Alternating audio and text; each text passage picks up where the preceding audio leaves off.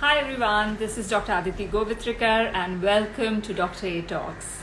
My today's guest is Sherry Shroff, an amazing Happy Dr. A Talks. birthday! Lucky Thank me, I you. get to chat with you on your birthday. Yes, thank you so much. So, how are you? I'm good, I'm good. I'm happier now that I know it's your birthday and we're doing this today. You made it special by saying yes, for sure. So what have you been doing today on your birthday? Well, I've had a wonderful day. Most of it has been on the phone, responding to people, which I love. I absolutely love people. And I know you do too. You're quite the people's person. And my children baked a cake for me. Of course, a banana Oh, cake, which is quintessentially lockdown cake. And my friends had sent videos, so they edited it and made me sit at 12 o'clock and in the night, midnight, and we watched what that. fun. So it's been great. But enough about me. I want to know more about you. How has lockdown been for you? It's been exhausting, it's been fun, it's been crazy, it's been, I think, a mix of emotions like all of us have been facing every day. Yeah. And yeah, it's been, I think, taking each day as it comes. Some days it's been Hmm. good, some days it's been frustrating, but yeah, all in all, survived it so far. That's great. What is that one thing that you learned from this lockdown? Like I had people who said that decluttering their homes led to decluttering of their mind, which was a great Right, insight. I think it makes a huge difference.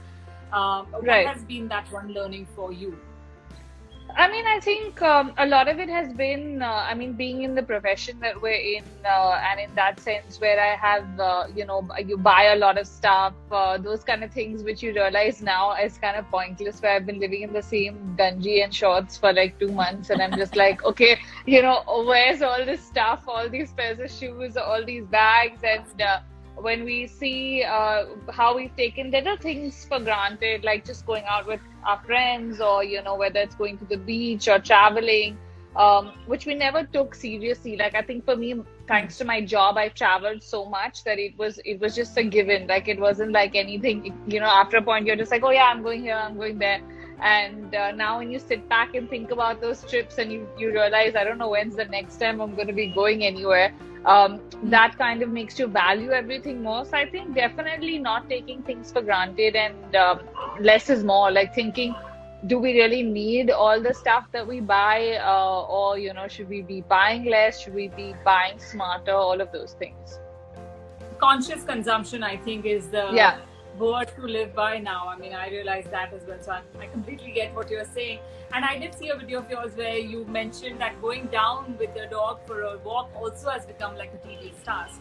So simple yeah. pleasures in life, which we kind of took for granted, has Yeah, become like we didn't even quite a chore. realize, like for me, walking my dog used to be like almost therapeutic, or going for a run was like my version of therapy, to be like, oh, I just love running.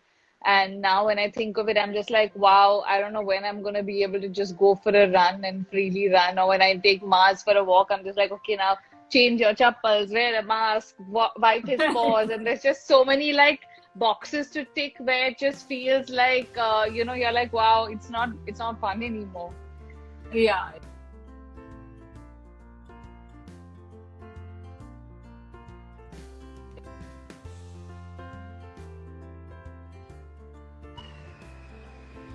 Hey, can you hear me? Yeah, I can hear you now. Yeah, Yeah, yeah. you're frozen for a bit. Okay. So do you call yourself a YouTuber, an influencer? What is it that you call yourself I mean, I to begin with? usually say a YouTuber, content creator. Yeah, that's usually what Yeah. I use if I were to refer to myself.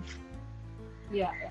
How did you start on? How did you decide? Because when you started, I think you were one of the first ones that kind of Yeah, started this yeah. whole trend of going on YouTube and creating content. How did that journey start? What made you pick this field that okay, I'm going to be a YouTuber? So I always say YouTube happened to me by accident. There was no hello, Anita. Hi, Anaita. and, This is the first and sister duo I have on my talks. yeah, yeah.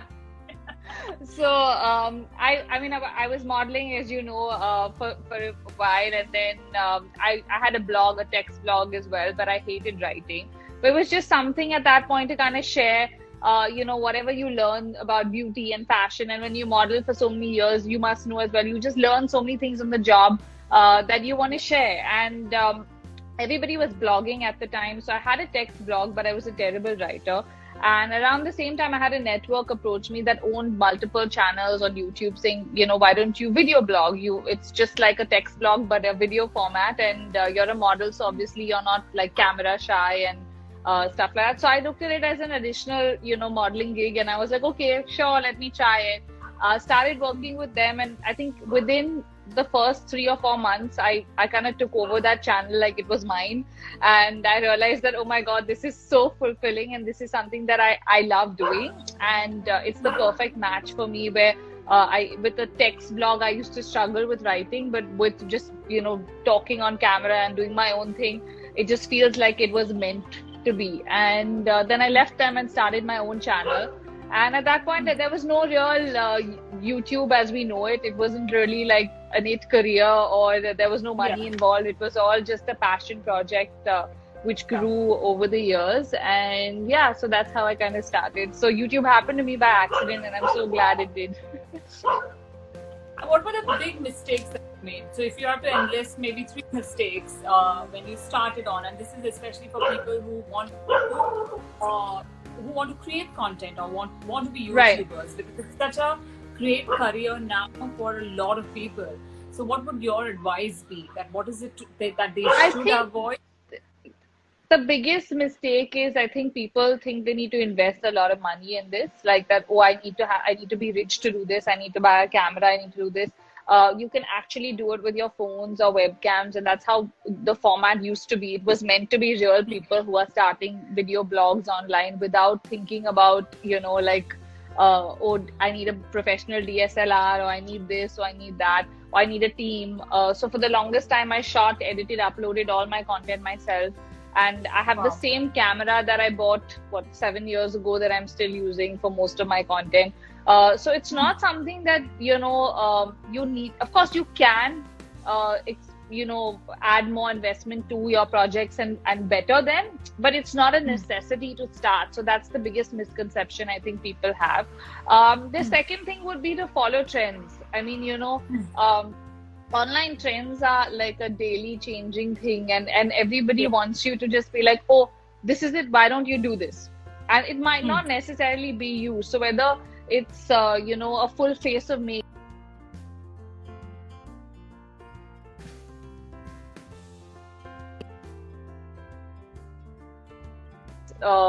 over time, which I've realized, which earlier was more like, okay, let's just do what's trending, or like, oh, this is coming up, you should do something for this. And that was like, our content was very trend based. I feel like over time I've realized that more real content that resonates with you works better.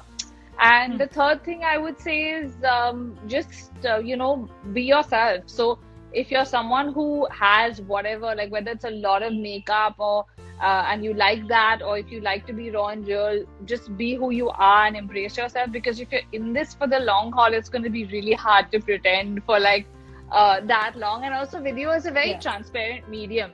So I keep saying people see a very small part of our lives. I mean, they assume they see a lot more, but they've obviously seen very little bit of my life. But still, the kind of person you are, your energy, it's very hard to mask all that. So I would say be yourself is the #1 tip. All right, thank you. Those are really precious tips that you've given. What is the biggest mistake you made, you think?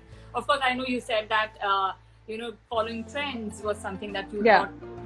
So initially I did a lot of makeup videos, which was not me at all, because I was like, okay, this is what, like, that's what I used to do with the network. So I was like, okay, let me do more makeup content. And I'm probably terrible at it, and I hate, like, personally, I'm not someone who loves it also.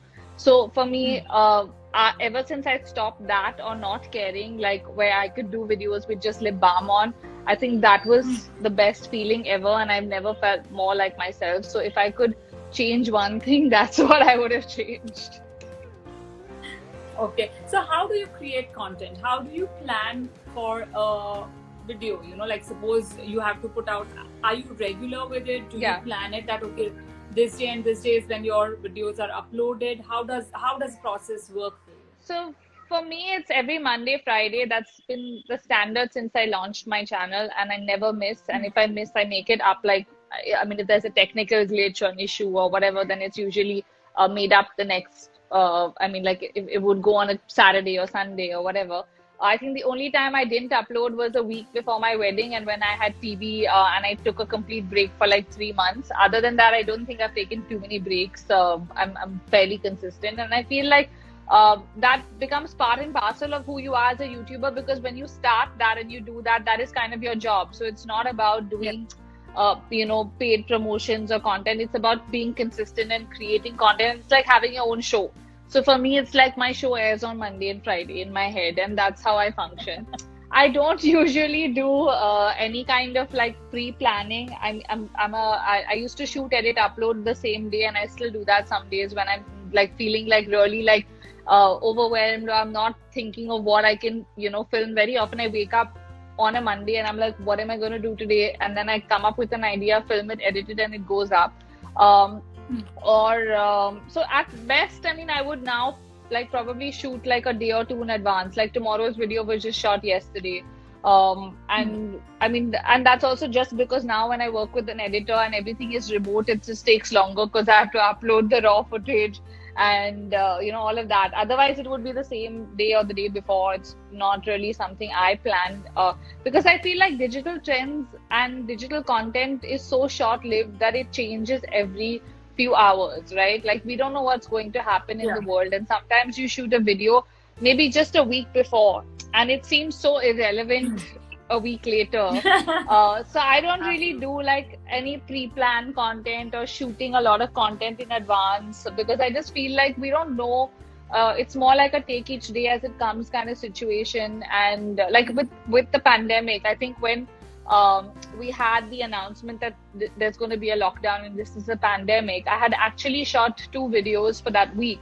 But the world changed so rapidly that I just felt like I couldn't do those frivolous videos at that point. And I was like, I'm going to reshoot something else and put those later, because I couldn't get myself to put that out. So I think that's why I don't really pre-shoot like a lot of people do, saying like I have 10 videos and I'm sorted. It's all really fairly current. So, my son is a huge fan of YouTube. He follows these families and he absolutely loves YouTube, and he sees himself becoming a YouTuber. So for people like those, who are looking at this career, and he also came to me one day nervously to say that, these guys, family that he follows, had to change their homes because they had stalkers. And it was literally that they were fearful for their life. So how does one deal with these kind of situations? Because I'm sure you must be getting a lot of negative comments, trolls, and really things which leave that, horrible taste in your mouth. How do you deal with that?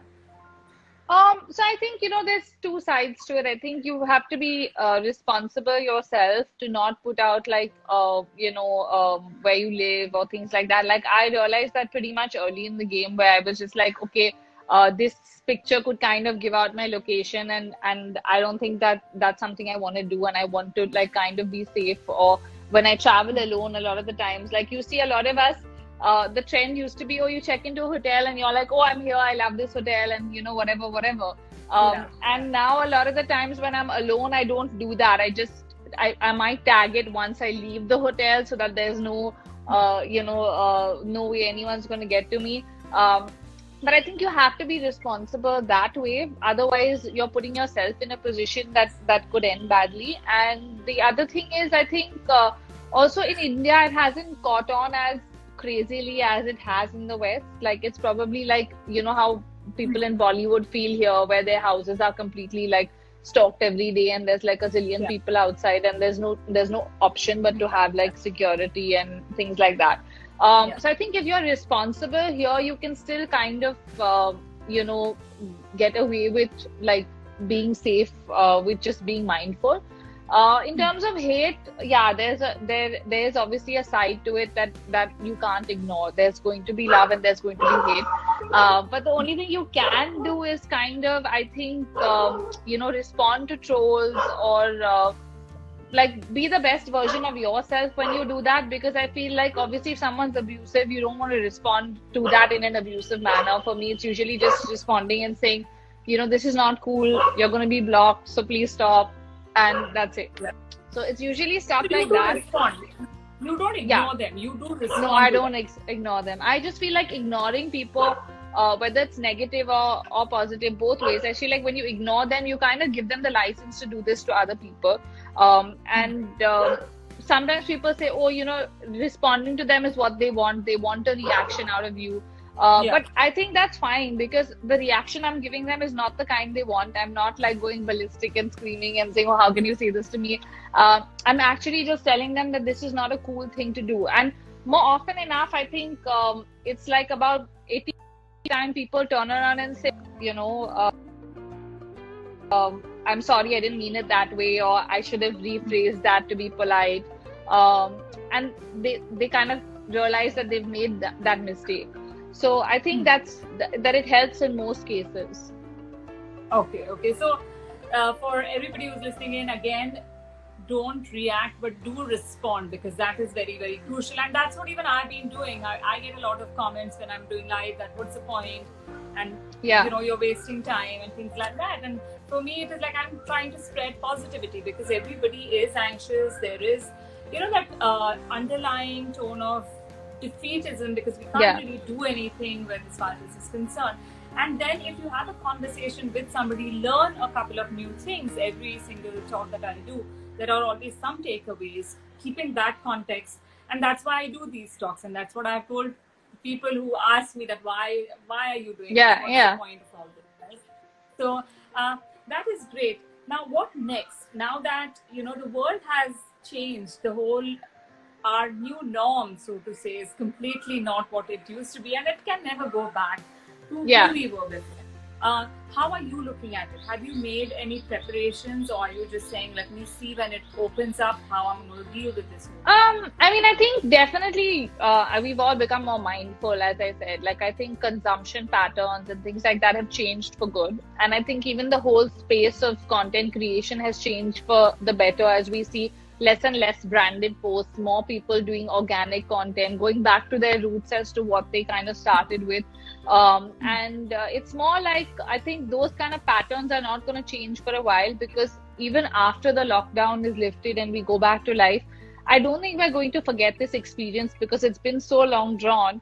That the next time you do want to buy something and you can't justify it in your head, you probably won't buy it. Earlier we were still like, oh, what is it I'm earning? This is what we earn for, to spoil ourselves, etc., etc.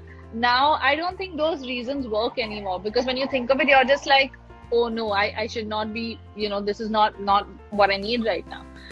So I think that is definitely going to change a lot of industries, whereas consumption patterns are going to change drastically, and that's something that will change. And for me, someone like me, I think that's amazing, because that's something that I've constantly been saying to people, that we need to be more mindful, we need to be more responsible as creators, we need to put out content that is responsible, that benefits people, and is not just content that you're putting out as a business, because that is not the point of this platform.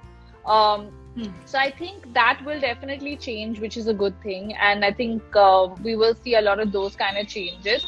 In terms of lifestyle, I feel, I think all our lifestyles are going to change drastically. We are not going to be able to go out as much, or we've already started getting seeing PR events which are on Zoom now, where people are like, okay, we're all going to just meet on Zoom and chat, and things like that. So I think I guess those are things that are not going to change for a very long time, and you have to just accept that.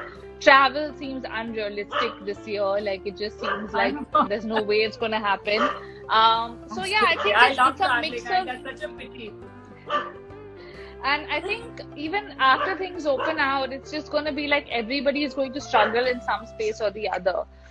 So I think we're going to have to kind of I guess take it as it comes, and also be more mindful overall. I think there's two sides to it. I know people are like, how can you say stop buying things? The economy is suffering. We need people to buy things. But it's about mindful buying, as we said earlier. It's about buying things that you really need and not just, going crazy. Yeah. One very different question, because I've been looking at you and I'm sure you've not worn too much makeup from what I can No, make out. none, just lip balm. How do you manage the glow, given that you shoot twice at least in a week, and you travel so much and you lead a hectic life? What is it that you do? Of course, I know genetics plays a big role in how our skin is, but you do need to maintain it as well. So what is it? I did see the video with the gel mask that you put. Yeah. That is So known, I of kind of course. became like a very minimalistic skincare person. I had very bad acne like a few years ago, and I was on medication for years for it. And then that kind of made me like triggered my thinking to, oh, I should not do this because of my acne. I should not do that. You get so paranoid about it. Yeah. And then with skincare, the only thing that I used was Medimix soap on my face, ironically, when I had acne. And it's something that stuck with me till date. So people keep saying, they're like, oh my God, after all the fancy stuff that you get, you're using Medimix. I'm like, well, it works for me. So yeah, and right now, in fact, I've gone back to a completely basic routine. It's just Medimix on my face, and I use the Estee Lauder ANR. I've had half a little bottle left, and I've just been like sparingly using it because I'm like, oh my God, it's going to be over soon. It's going to be over soon. But that's been it, because I just feel like for me, I'm not someone who can do like a 9-step, Korean routine, or I hate like all of that. Like I just like less is more. Like I'm just like one thing and I'm done. So yeah, I feel like that has worked for me over the years. I think earlier, obviously, when you get so much stuff, you think, oh, let me try this, let me try that. But now I'm just like, no, I'm happy with my 2-3 things, and that's it. Oh, that is great. Be simple, be minimalistic. I think that is the best way. That is what will enrich your skin, right? I mean, and how is your food pattern? What is it that you've been doing in the lockdown period? Have you followed a certain kind of a routine? So I think I'm otherwise as well. Right. So I'm someone who's a big foodie. I eat out a lot. Like on a normal day, at a normal time, I would eat out at least twice or thrice a week, or order in or stuff like that. So for me, that was a big challenge in the first month, because I kept craving like, fancy food, because I was like, oh my God, I want this, I want this, I want this in my head. And I'm someone who hates cooking. Like I don't cook at all. So through lockdown, I've actually started like doing more than stir fries, because on the fundraiser that I had on Quarant Charity, we had a lot of chefs taking cooking sessions, and like being a part of those sessions, I was actually making stuff, and it was kind of fun and also taxing at the same time. But yeah, I'm not someone who can follow a diet. That's just never been my strength. The minute I say I'm not going to eat something, I want to eat it. So it doesn't work for me, where I'm like, it's worse then.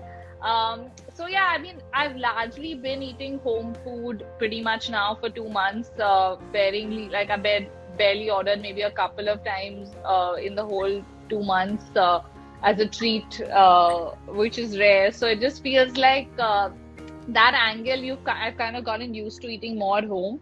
And yeah, just very basic like home food. Like I'm a hardcore non-vegetarian, so I need a lot of like meat in my diet. But other than that, yeah, usual, like some veggies, some meat, some rice, and I'm good. So you've not Easy made to any please. special kind of deal out of this whole thing, except No. food. Did you see any difference from stopping to eat outside food and switching to eating home food in your energy I mean, I level, did definitely feel like I felt a lot fitter, but I don't think that's just the food. It's obviously a combination of doing the housework and sweeping and eating healthy and all of those things also. So I don't think it was just that. And also I think working out, because I had kind of become super lazy over the last 1 year, and just sitting at home kind of made me more guilty, because I was like, oh my God, I have to work out. So I was more active in terms of doing home workouts. It may not have been some great workouts, just basic stuff, but it was just, that thing to keep moving, and combination of all that. But definitely, yeah, my lifestyle did take a healthier turn, I would say, in lockdown for sure. I mean, I completely resonate with you because I've never worked out so regularly in my entire life. I have been working out every single day without taking a single break because I mean I have time and it's like half an hour, Yeah. 45 minutes and I you think it's feel also more the nicer. guilt, right? So I Like, think, because you're just not moving otherwise. Like, I think normally because we walk, we like, even if we're out and about, you don't realize it. You're just like, yeah, I'm like not moving at all. I'm just in the house and I need to like do something. might as well work out, might as well Yeah. become a little more active.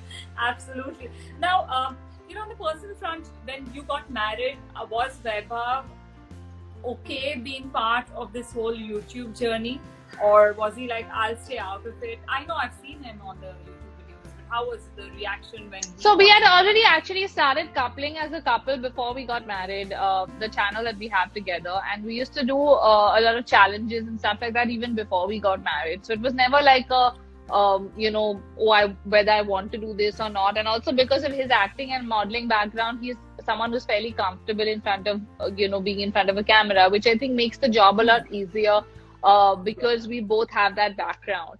And of course, he's not as into it as I am. Like, as in, like now he's not posting anything, and like he's posting a few videos on his Instagram, and like not majorly into content creation. Or he won't be on like TikTok or like multiple platforms. He's like, I'm happy with Instagram and YouTube, and that's it. So I mean, that way he's a minimalist in terms of like being on multiple platforms and things like that. But no, he's never like, he loves content creation, and he's actually really good with editing. And I mean, I think the best thing is, as a creator, everybody has a different vision. So with Yeah. coupling, he used to actually edit the content on coupling, so it would look different to what we did on my channel. And also, we kind of always kept them separate so that there was a reason for other people to come there for different content, and it wasn't just the same thing, on both places. Yeah, so I mean, he's never had any issues with being on online or anything of the sort. Superb, superb. So it's a great match. It's a good complementary team, so to say, together. That is superb. If you had to give one advice to all the viewers who are here with us, what would that be? I think right now it would probably be more mindful and kind of stay home and be responsible, because I feel like each one of us needs to do our bit. It's not about like, largely just saying, okay, this is, and help who you can. I feel like with Foreign Charity, when we started, we had no idea how people would like respond or how many people would take to it. But we were just like, we want to do something that keeps people busy at home, as well as like helps people that need the funds right now. And we managed to raise over 40 lakhs, which is, I mean, I still can't So tell like us more believe it. about this. Tell us more about the charity that you've done, and So it's called Quarant Charity, the initiative I started with my partner Pri, and we both started it together with the assumption. The point was that we started in the beginning of lockdown, when a lot of people were really frustrated, or they didn't know what to do with their time, because we still hadn't gotten used to this whole lifestyle of being home. And so we started a fundraiser which was different to the usual just donate, donate, donate. We were like, people at home also, and a lot of people didn't have as many funds to just keep donating without like knowing where the money is going or whatever. So we wedded 4 charities, and then we started Quarant Charity, where we had a lot of experts from different fields. So it could be photography, it could be art, it could be fashion, it could be chefs teaching you how to cook. And we had these Zoom sessions with people who like would donate that sum, which they would normally charge for a class. And we've had like over 40 sessions, I think, now over the last 2 months. And initially it was every day, and now we're doing weekends, because there's like, it's been on for really long, and we were like, now it's getting hard for us to manage. And yeah, and that's it, and it still goes on. So this weekend again, we have like we've got 2 sessions lined up.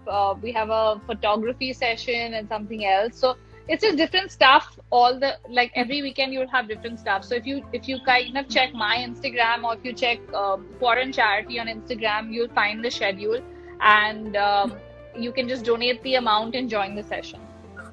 oh, that's amazing. That's such a different way of doing charity, and in return you are also learning something. Yeah. I think that is a win-win So for it's been, both the parties. yeah, and that's why it's been a learning experience even for us, because I've been part of so many sessions. Obviously, every session that we do, we attend, and then we like learn so much, because normally I might not have attended a session like that, but now when I'm doing it, I'm just like, wow, I'm so glad I did this because I've learned so much.